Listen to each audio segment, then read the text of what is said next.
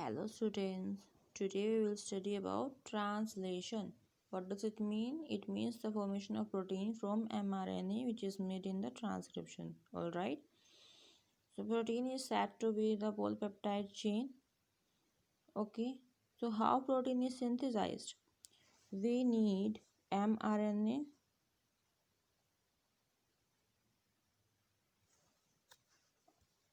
Course यही तो produce करेगा प्रोटीन को, तो ये तो हमें चाहिए ही चाहिए।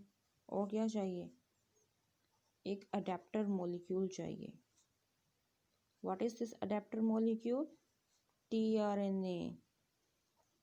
This is tRNA and ribosomes. Ribosomes की दो सब यूनिट्स रहती हैं इनएक्टिव स्टेज में।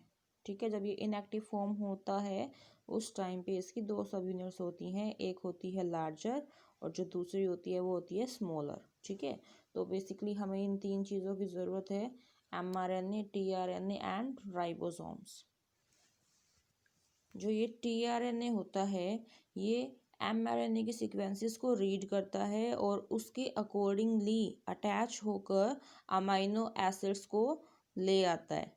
ठीक है, और इसको हम बोल सकते हैं कि ये अडेप्ट कर रहा है अकॉर्डिंगली, तो इसीलिए जो tRNA होता है इसको बोला जाता है अडेप्टर मॉलिक्यूल।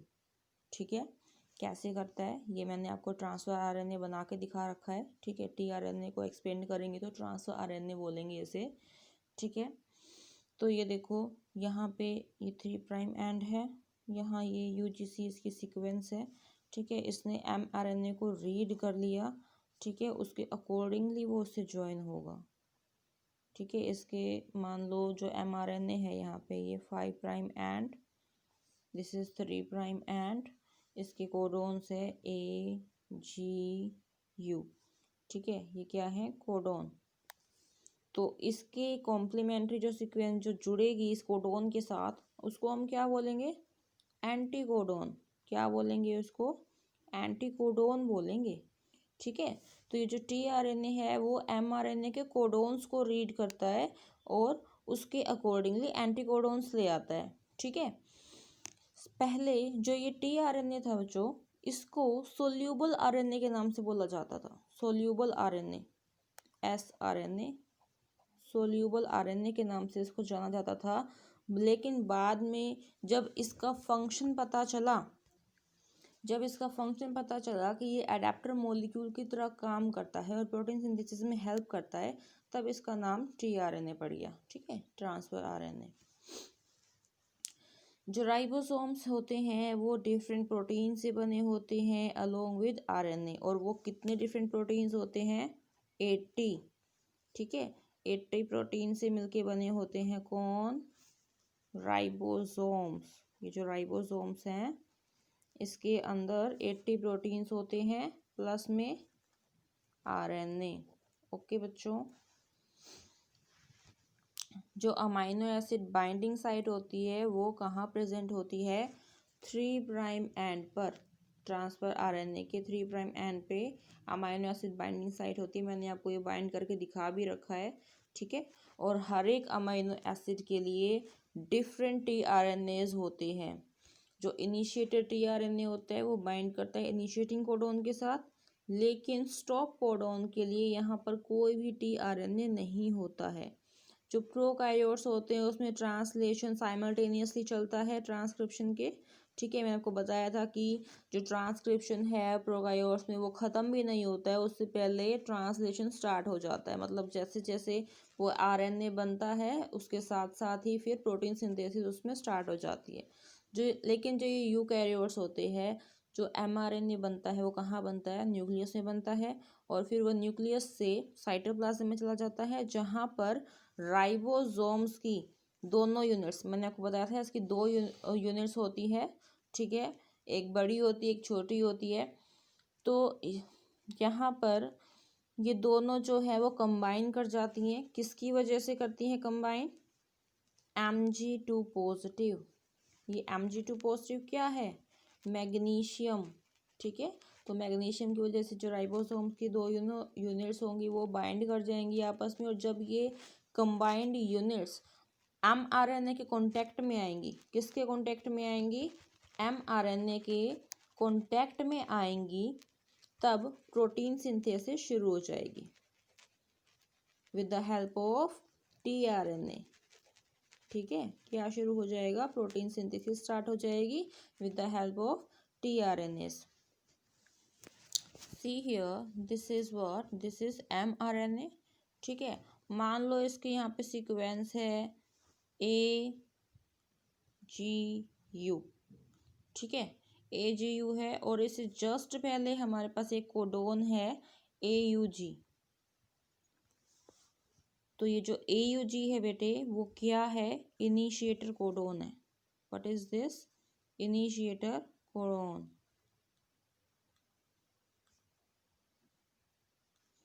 ठीक है, ये इनिशिएटर कोडोन है, और इसी तरीके से एक स्टॉप कोडोन होता है, दैट इज UAG।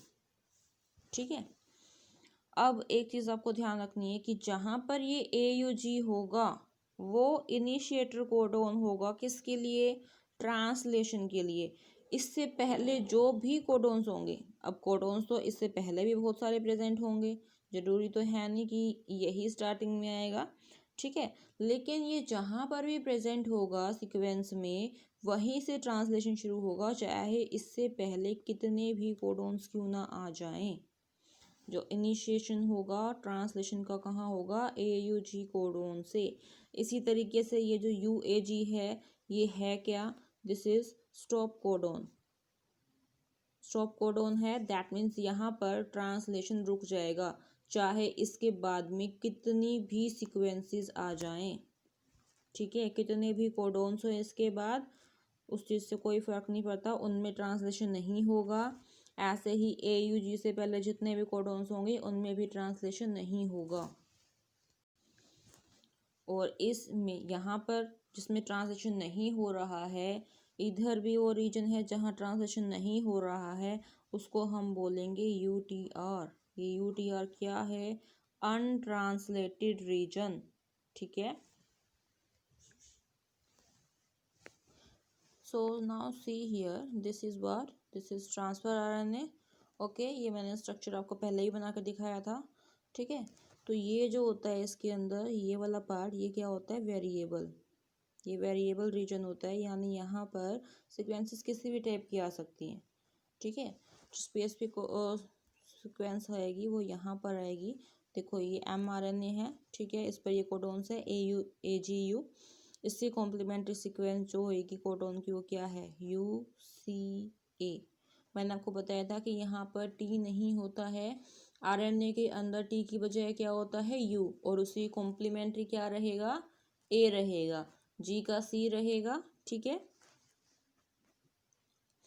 तो लेकिन जो कोडोन्स होंगे बच्चों, वो तो यहाँ पे भी होंगे, इधर भी होंगे, है ना? वो तो यहाँ पे भी कोडोन्स हो सकते हैं, कोडोन्स यहाँ भी होंगे, इधर भी कोडोन्स होंगे, तो फिर ये यहीं पर क्यों अटैच हो रहा है?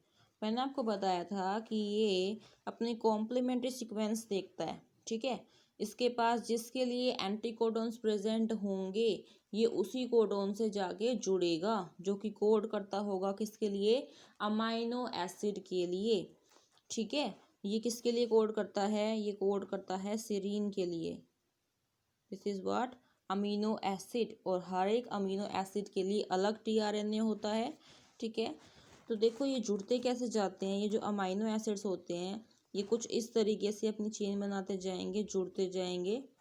ठीक है, like in this way. Okay, ये सब क्या है? अमीनो एसिड्स हैं, और इनके बीच में ये जो बॉन्ड होता है, ये जो बॉन्ड है बच्चों इनके बीच, ये कौन सा होता है? पेप्टाइड बॉन्ड होता है। ठीक है, इसलिए हम इसको क्या कहते हैं? पॉलीपेप्टाइड चेन बोलते हैं किसी प्रोटीन को। प्रोटीन भाई अमीनो एसिड से मिलकर ही तो बनता है, तो इनके बीच में जो बॉन्ड होता है वो क्या होता है? पेप्टाइड बॉन्ड होता है। ठीक है, तो बच्चों बात है कि ये जो पेप्टाइड बॉन्ड होता है, आखिर ये बनता कैसे है? तो इस पेप्टाइड बॉन्ड को बनाने के लिए दो अमीनो एसिड के बीच में ATP की ज़रूरत होती है। जो ATP होती है वो एनर्जी प्रोवाइड करता है। ठीक है, इसमें इम्पोर्टेंट क्या रहता है कि जो अमीनो एसिड हो वो एक्टिव हो, ताकि वो पेप्टाइड बॉन्ड को बना सके। तो इसीलिए जो अमाइनो एसिड्स होते हैं ये क्या करते हैं, ये अपनी सराउंडिंग से एटीपी को ले लेते हैं और उसके बाद में जो दो अमाइनो एसिड्स हैं वो जुड़ जाते हैं with the peptide bond. As a result वो जॉइन हो जाएंगे अपने रिस्पेक्टिव टीआरएनए से। जो दो अमाइनो एसिड्स होते हैं जब वो क्लोज आएंगे तभी तो वो आपस में जुड़ेंगे ना, तो उनको पास में लेकर कौन आता है, उनका टीआरएनए। मैं आपको यहाँ बना के दिखा देती हूँ छोटा सा, जैसे यहाँ पे ये टीआरएनए है, ठीक है।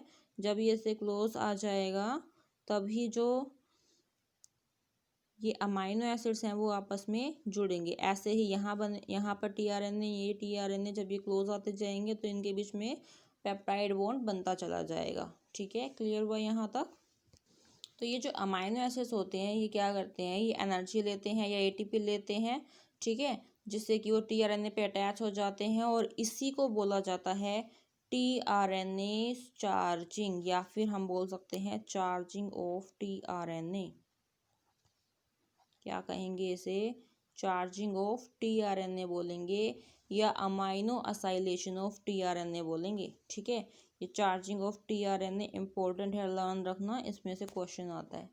ओके, अब एक और क्वेश्चन अराइज होता है यहाँ पे कि ऐसा कोई आरएनए बताओ जो कि एक कैटलिस्ट की तरह काम करता है, तो वो कौन है, वो होता है 23SR आरएनए।